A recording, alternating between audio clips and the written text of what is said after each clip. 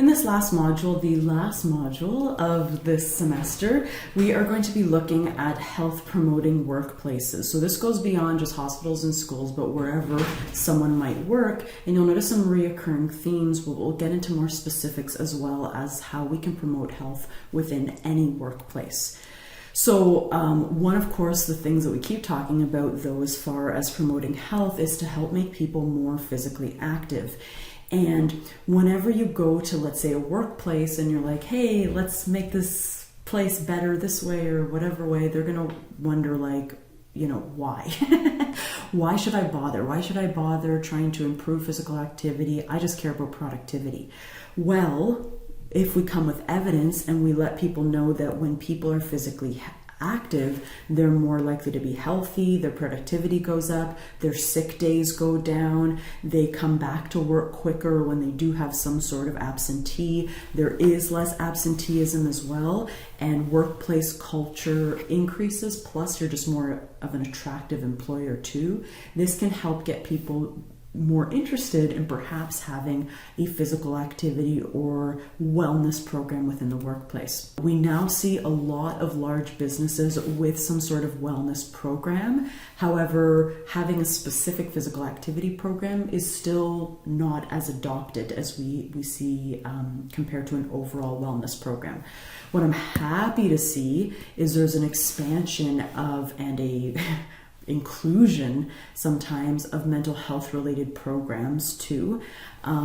Also, with respect to how workplaces are designed, there's a little bit more interest in having good ergonomic design, and people realize that there is more of a net benefit to both individuals, organizations, and society, and the evidence base keeps growing on that as well. So this is one document, for example, that speaks to that.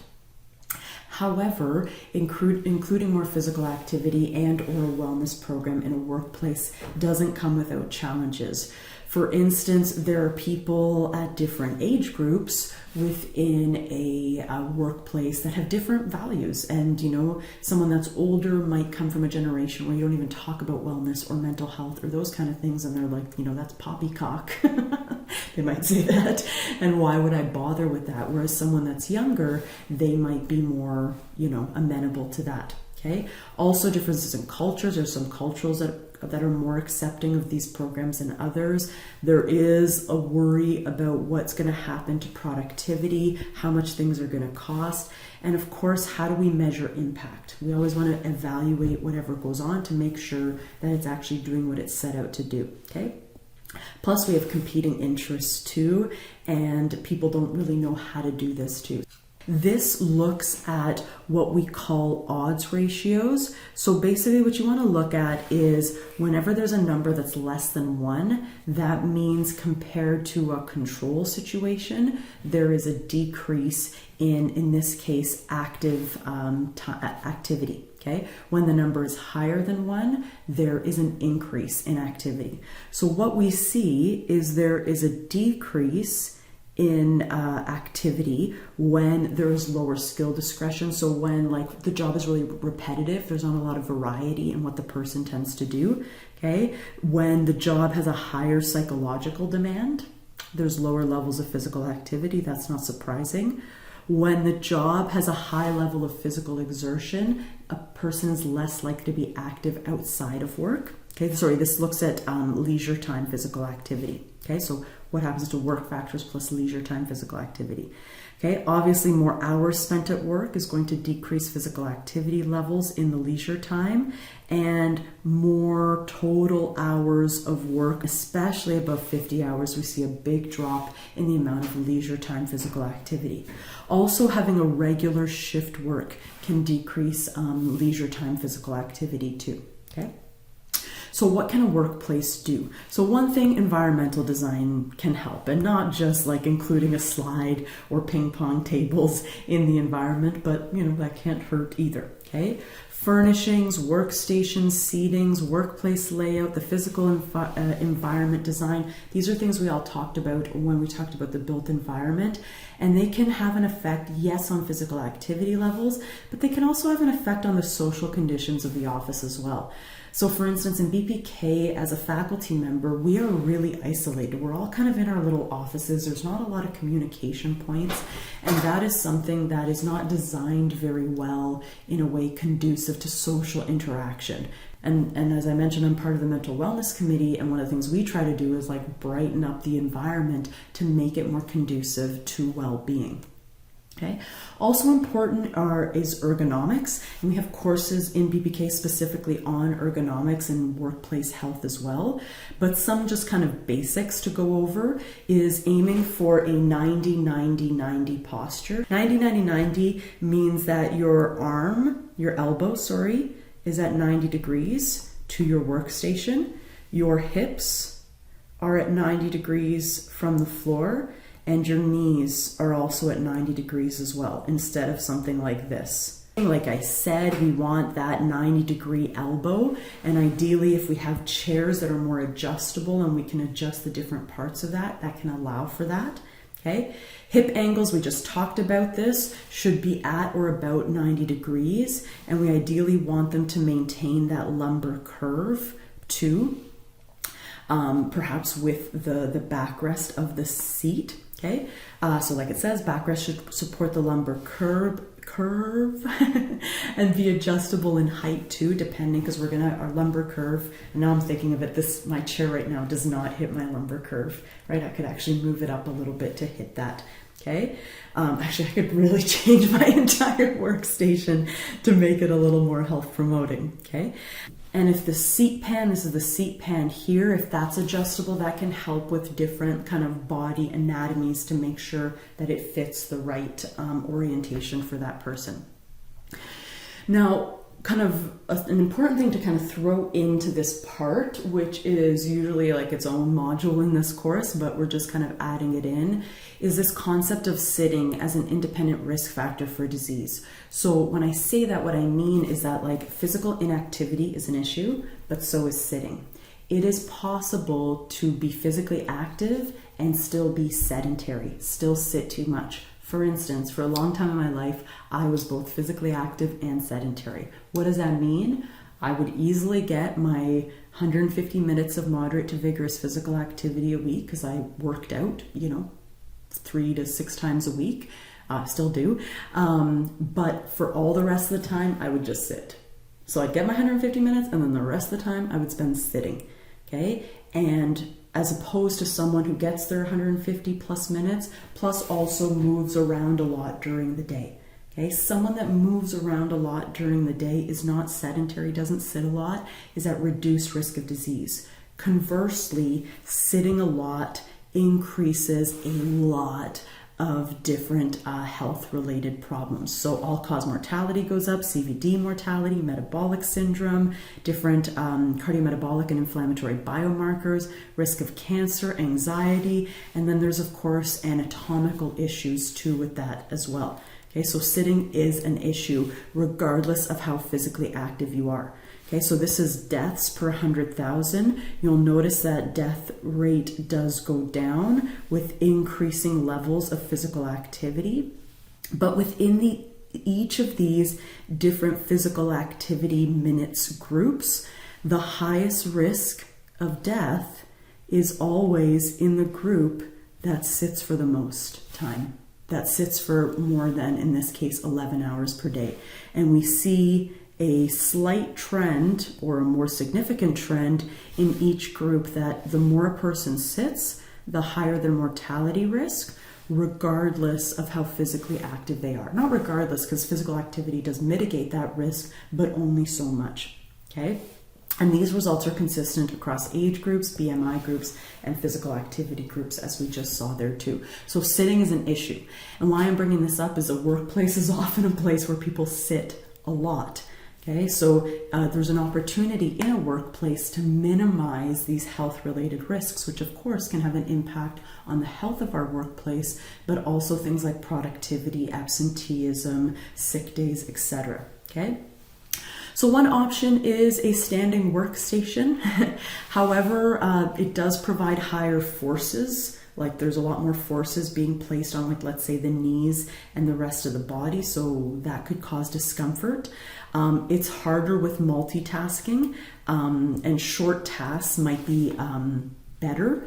Standing all day is probably not a solution because that comes with its own issues. So like it says here, if it is the sole workstation, carotid atherosclerosis, varicose veins, and actually it doesn't seem to increase or decrease lower back pain. OR is odds ratio, so whether someone's sitting all day or standing all day, these can both have issues on the back, okay? So if it is a sole option, that's not what we recommend, but we'll see in a second that it could be useful if there's like a hybrid model, okay?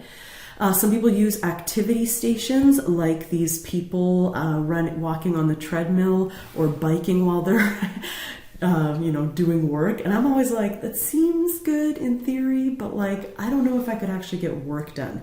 So there's not enough evidence to really support this. One other issue is that people have poor tracking, like when they're using a monitor, when they're like moving, and it works well for low cognitive tasks. So for instance, I've seen people on a treadmill desk when they're like on a phone call. That makes sense to me. When you're like, writing up a report, that might be a lot more difficult to actually concentrate mentally. So like we said, sit stand might be an option, ideally not too much leaning, and having flexibility, like 1-to-1, so 1 hour, not 1 hour, but 15 minutes sitting, 15 minutes standing, or 15 minutes sitting up to 45 minutes standing, okay? So we want to kind of start with 15 minutes a day and go up from there. And if it is a station that's shared between people, then ideally it's going to be adjustable. In the BPK Student Lounge, I believe there's 1, maybe 2 adjustable workstations where people that if they want to stand, they can do that as well. Okay. Something else worth mentioning about the workplace that is something that we can mitigate as a decision maker within a workplace is what is common is fatigue at work. Exhaustion, tiredness, sluggishness, or sleepiness.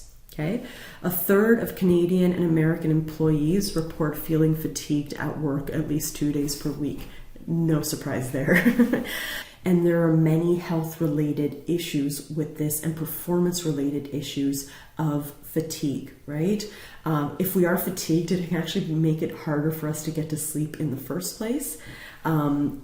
Being fatigued and being tired all the time actually has a number of physical issues, like increasing overall stress, increasing risk for obesity, increasing risk for cardiovascular disease too. There are mental issues as well. And of course, there are work-related issues of fatigue, like decreased performance, more errors. Errors are more likely to occur when people are really tired. Another way an employer can help to decrease the fatigue that their employees face is to really make sure that their workload is doable.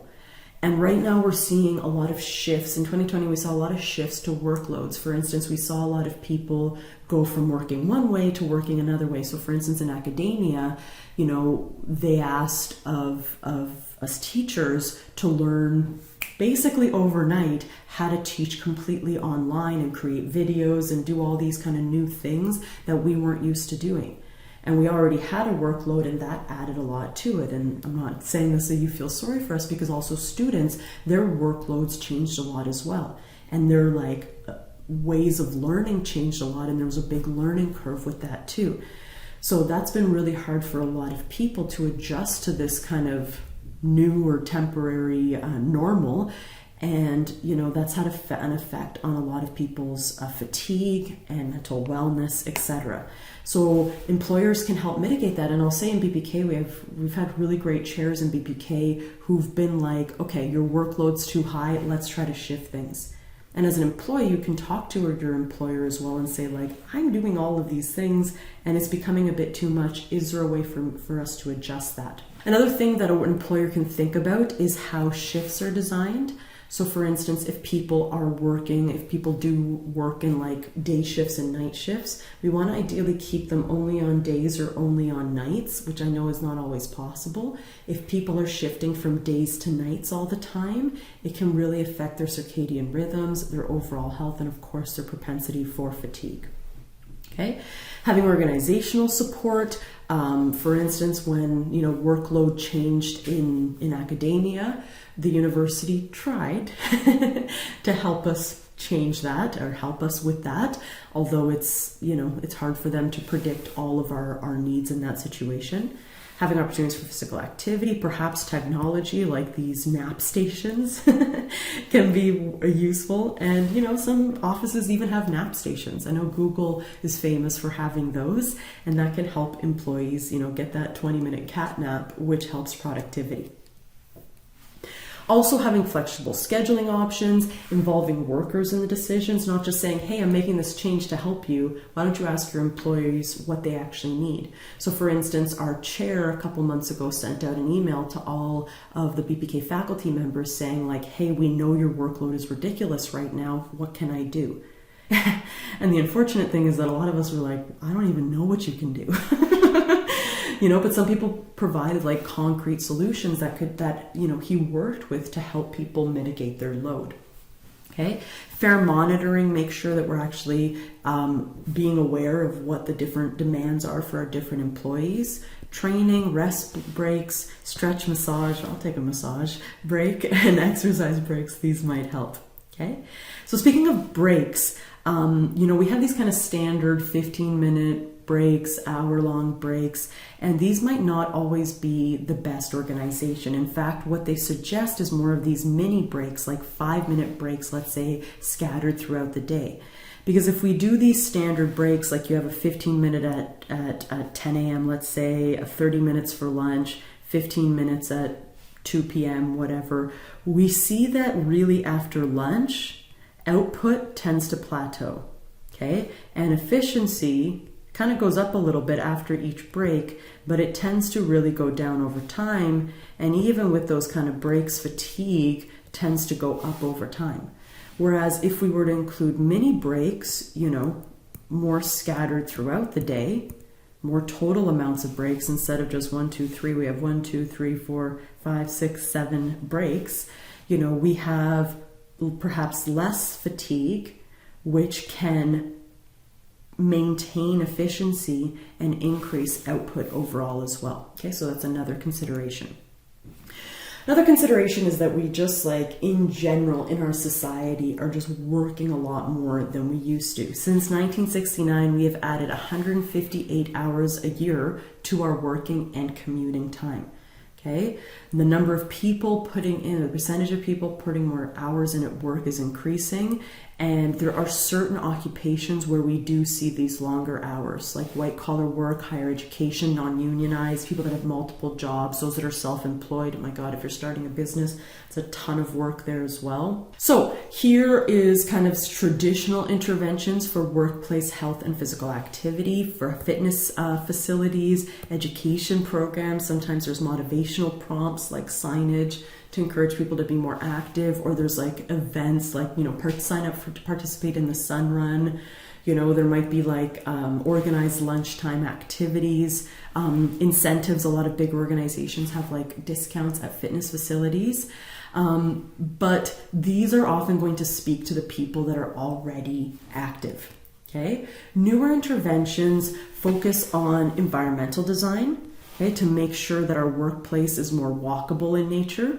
Okay, and more nicely constructed in nature as well. Having good bike storage for people that commute to work. We talked about this, stairwell design, walking routes within the building as well to make it kind of easy to get around.